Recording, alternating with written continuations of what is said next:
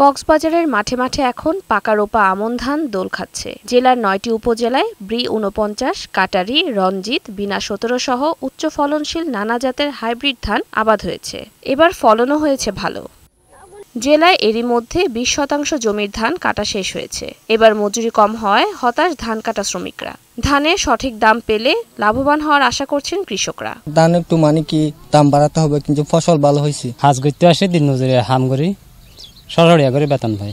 সরকারের কাছে যদি আরেকটু দাম যদি বাড়াই পাই, ইনশাল্লাহ আমরা কৃষক বাঁচতে পারবো।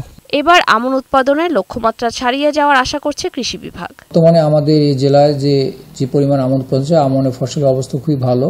ইতিমধ্যে কৃষকরা ধান কর্তন শুরু করে দিয়েছে। তো আমরা আশা করছি হয়তোবা এবছর আমাদের ফলন ভালো হবে। জেলায় ৭৮,৭৩০ হেক্টর জমিতে আমন ধান আবাদ হয়েছে বলে জানিয়েছেন সংশ্লিষ্টরা। ডেস্ক রিপোর্ট, বৈশাখী সংবাদ।